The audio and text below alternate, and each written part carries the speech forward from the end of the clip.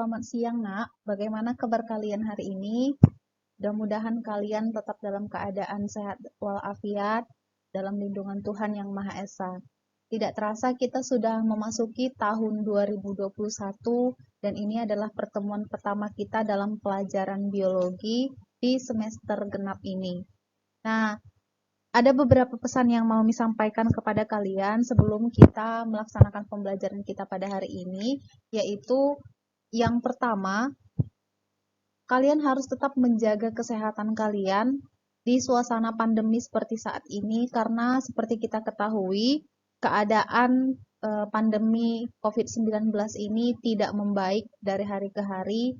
Jadi kita sangat mengkhawatirkan lonjakan jumlah pasien yang terjadi dalam waktu dekat ini. Jadi anak-anak MIS semuanya harap untuk tetap menjaga kesehatan kalian dan jangan lupa tetap mematuhi protokol kesehatan seperti yang disarankan oleh pemerintah apabila kalian berada di lingkungan yang ada orang lain atau keluar dari rumah kalian.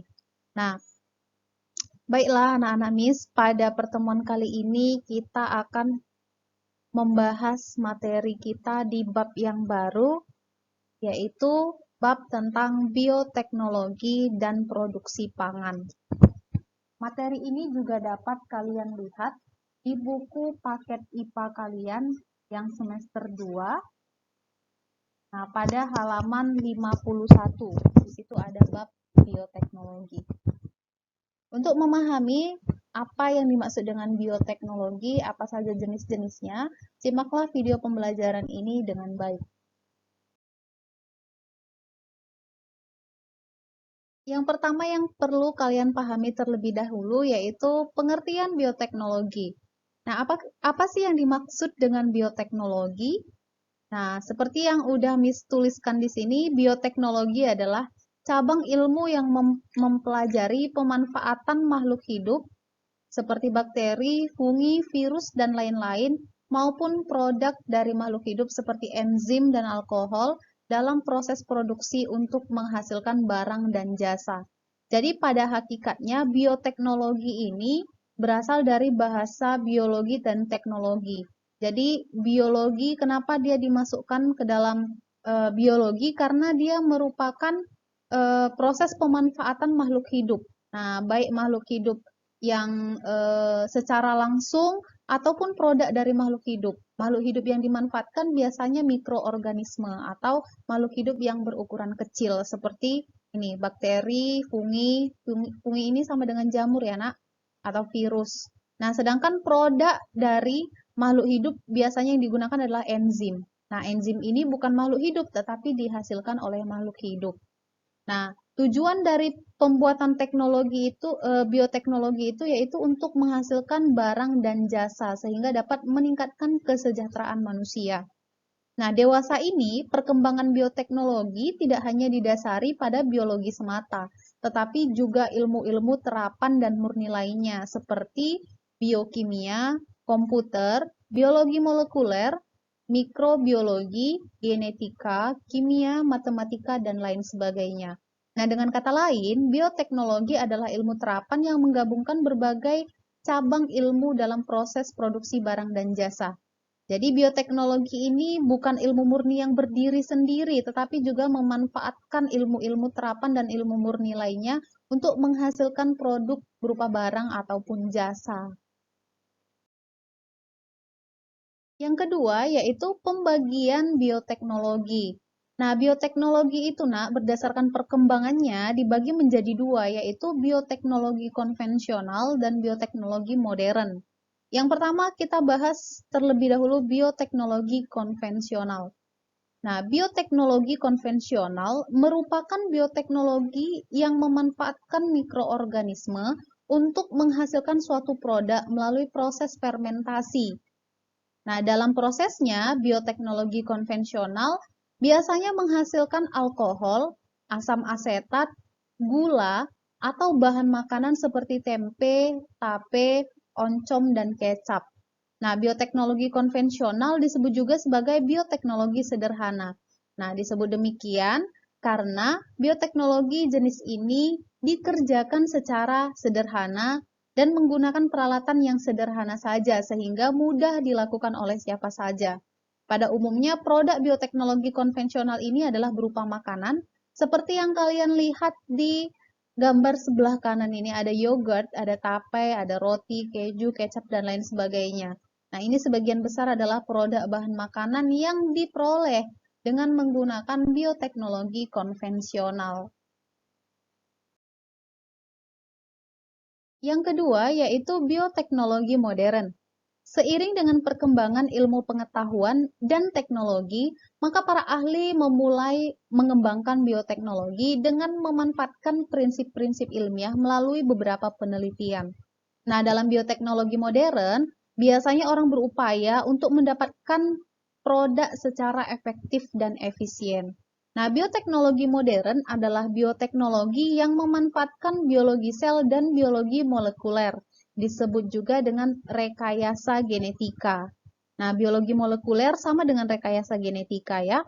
Nah, jadi dalam rangka pembuatan suatu produk yang bermanfaat bagi kehidupan manusia.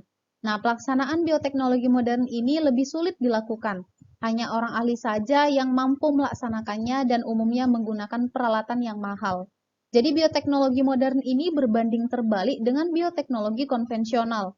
Kalau tadi konvensional pembuatannya sederhana, menggunakan peralatan sederhana dan bisa dilakukan oleh siapa saja. Sementara bioteknologi modern ini dia menggunakan peralatan yang sudah canggih, kemudian biasanya dapat dilakukan oleh para ahli saja. Karena membutuhkan ketelitian yang tinggi dan ilmu pengetahuan yang sesuai sehingga dapat menghasilkan produk yang diharapkan. Selanjutnya, bagian C yaitu pemanfaatan bioteknologi dalam berbagai bidang. Nah, jadi bioteknologi tadi yang dihasilkan berupa produk, barang, atau jasa. Nah, dengan tujuan tadi untuk meningkatkan kesejahteraan bagi manusia. Nah, jadi bioteknologi ini tadi dapat bermanfaat di berbagai bidang kehidupan. Nah, aplikasi bioteknologi mencakup berbagai aspek kehidupan manusia, misalnya pada aspek pangan, pertanian, peternakan, hingga kesehatan dan pengobatan. Nah, dewasa ini bioteknologi tidak hanya dimanfaatkan dalam industri makanan, tetapi telah mencakup berbagai bidang seperti rekayasa genetika, penanganan polusi, penciptaan sumber energi, dan sebagainya. Dengan adanya berbagai penelitian serta perkembangan ilmu pengetahuan dan teknologi, maka bioteknologi makin besar manfaatnya untuk meningkatkan kesejahteraan manusia. Ini adalah salah satu contoh dari pemanfaatan bioteknologi dalam bidang pangan ya atau pertanian untuk menghasilkan jagung yang unggul yang berbeda dengan jagung biasanya yang ditanam. Nah, kita akan pelajari satu persatu bagaimana pemanfaatan bioteknologi di berbagai bidang tersebut. Pada pertemuan kali ini, kita akan membahas tentang satu bidang bioteknologi saja, sedangkan yang lainnya akan kita bahas pada pertemuan berikutnya. Yang pertama yaitu bioteknologi pangan. Nah, bioteknologi pangan adalah bioteknologi yang digunakan untuk menghasilkan produk makanan dengan memanfaatkan mikroorganisme. Contoh produk yang dihasilkan yang pertama yaitu tapai. Tapai ini merupakan salah satu jenis makanan tradisional yang mungkin sering kalian konsumsi dalam kehidupan sehari-hari. Nah, tapai dibuat dengan memanfaatkan mikroorganisme yang ada pada ragi. Mikroorganisme ini akan mengubah zat organik menjadi zat organik lain. Nah, misalnya singkong difermentasi menjadi tapai dengan menggunakan khamir atau suatu jenis jamur yang ada pada ragi yang disebut dengan Saccharomyces cerevisiae yang terdapat pada ragi yang dicampurkan saat proses pembuatan tape. Nah, terdapat 3 mikroorganisme yang terdapat ditemukan pada ragi tape, yaitu Aspergillus Saccharomyces cerevisiae dan Acetobacter aceti. Nah, mikroorganisme yang terdapat pada tape biasanya memiliki pekerjaan yang saling sinergis. Artinya mikroorganisme tersebut akan bekerja saling bergantian untuk mengubah bahan baku dari singkong atau beras ketan menjadi tapai. Nah, bagaimana proses pembuatan tapai tersebut? Bagaimana kerja sinergis antar beberapa mikroorganisme yang bekerja. Kita lihat di sini, yang pertama itu amilum yang terdapat pada singkong atau ketan akan dirubah oleh jamur Aspergillus menjadi glukosa. Nah, selanjutnya oleh Saccharomyces cerevisiae dirubah menjadi alkohol, dan selanjutnya alkohol tersebut dirubah oleh Acetobacter aceti menjadi asam cuka. Nah, inilah perubahan kimia yang terjadi pada proses pembuatan tapai. Jadi, ketiga mikroorganisme ini saling bekerja secara sinergi. Nah, pada proses fermentasi tape ini terjadi secara anaerob atau tidak membutuhkan oksigen. Ini adalah contoh gambar tapai singkong. Yang kedua, jenis makanan yang kedua ada yogurt. Nah, yogurt ini merupakan minuman hasil fermentasi susu yang menggunakan bakteri Streptococcus thermophilus atau Lactobacillus bulgaricus. Nah, bakteri ini akan mengubah laktosa pada susu menjadi asam laktat. Efek lain dari proses fermentasi adalah pecahnya protein pada susu yang menyebabkan susu menjadi kental. Nah, hasil akhirnya susu akan terasa asam dan kental. Proses penguraian ini disebut fermentasi asam laktat dan hasil akhirnya dinamakan yogurt. Nah, ini adalah contoh yogurt. Mungkin sering kalian konsumsi dalam kehidupan sehari-hari dan yogurt ini merupakan salah satu jenis makanan yang baik bagi kesehatan. Jenis makanan yang selanjutnya yaitu keju. Nah, keju merupakan bahan makanan yang dihasilkan dengan memisahkan zat-zat padat pada susu melalui proses pengentalan atau koagulasi. Nah, proses pengentalan ini dilakukan dengan bantuan Lactobacillus bulgaricus dan Streptococcus thermophilus. Nah, jadi bakteri yang berperan dalam proses pembuatan keju dan yogurt tadi sama ya, Nak. Tapi kenapa hasilnya bisa berbeda? Karena prosesnya yang berbeda. Nah, jadi bakteri ini akan menghasilkan enzim renin sehingga protein pada susu akan menggumpal dan membagi susu menjadi cair dan padatan atau disebut dengan dadih. Jadi proses penggumpalan ini menyebabkan susu tadi dia terbagi menjadi dua bagian. Yang pertama itu bagian cair, yang kedua bagian padatan. Biasanya kita sebut dengan proses pengendapan ya. Nah, selanjutnya enzim renin akan mengubah gula laktosa dalam susu menjadi asam dan protein yang ada pada dadih. Nah, dadih inilah yang akan diproses lebih lanjut melalui proses pematangan dan pengemasan sehingga terbentuk olahan makanan yang dikenal dengan keju. Jadi yang dimanfaatkan itu tadi adalah dadihnya atau zat padatannya tadi. Melalui proses tertentu sehingga terbentuklah keju. Jenis makanan yang berikutnya itu adalah tempe. Nah, pada dasarnya proses produksi tempe ini menggunakan teknik fermentasi, sama dengan jenis makanan yang sebelumnya juga. Nah, fermentasi ini dilakukan dengan menumbuhkan jamur Rhizopus oryzae dan jamur Rhizopus oligoporus pada biji kedelai. Nah, pada proses pertumbuhan, jamur akan menghasilkan benang-benang yang disebut dengan hifa. Nah, benang-benang itu mengakibatkan biji-bijian kedelai saling terikat dan membentuk struktur yang kompak seperti pada gambar. Nah, ini ada gambar A. Nah, pada waktu pertumbuhan jamur, jamur juga akan membuat suatu enzim protase yang dapat menguraikan protein kompleks yang ada pada kedelai menjadi asam amino yang lebih mudah dicerna oleh tubuh kita. Jadi, bahan dasar tempe kan kacang kedelai. Tetapi ketika kita konsumsi tempe dengan kacang kedelai, maka yang lebih mudah dicerna oleh tubuh yaitu adalah tempe. Karena tadi protein yang kompleks yang ada pada kedelai itu sudah diuraikan menjadi asam amino sehingga lebih mudah diserap oleh tubuh. Nah, ini adalah gambar jamur Rhizopus oryzae. Nah, gambar Rhizopus oryzae ini merupakan jamur yang berperan dalam proses pembuatan tempe.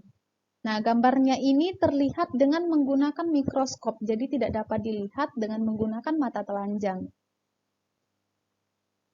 Bagian-bagian yang berwarna putih yang terdapat pada tempe inilah yang merupakan hifa dari jamur ini ya, Nak. Jadi kalau bagian putih ini kita lihat menggunakan mikroskop, tampaklah dia seperti pada gambar B. Jenis makanan yang selanjutnya yaitu kecap.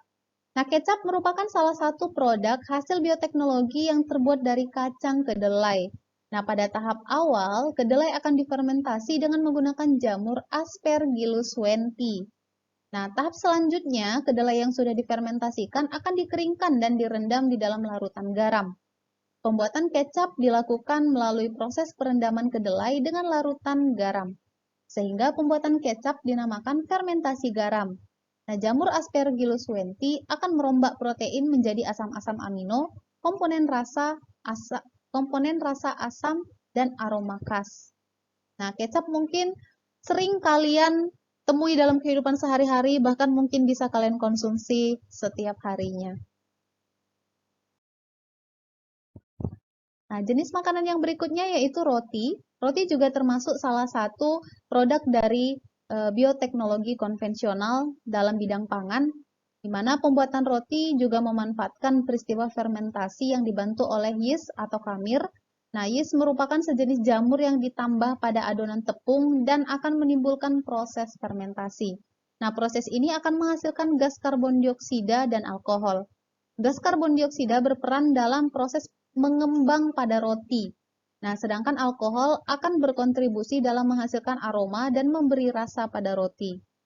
Adonan akan tampak lebih mengembang dan membesar pada saat adonan dimasukkan ke oven karena gas akan mengembang pada suhu yang tinggi.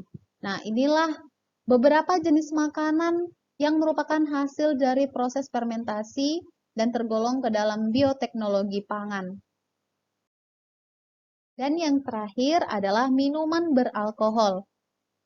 Bioteknologi pangan juga banyak dimanfaatkan dalam pembuatan minuman beralkohol. Pembuatan minuman beralkohol merupakan proses fermentasi dengan bantuan jamur Aspergillus oryzae. Jamur Aspergillus oryzae akan menghasilkan enzim amilase yang dapat menguraikan amilum menjadi glukosa atau gula. Nah, selanjutnya gula akan difermentasikan lanjut menjadi alkohol dan gas karbon dioksida.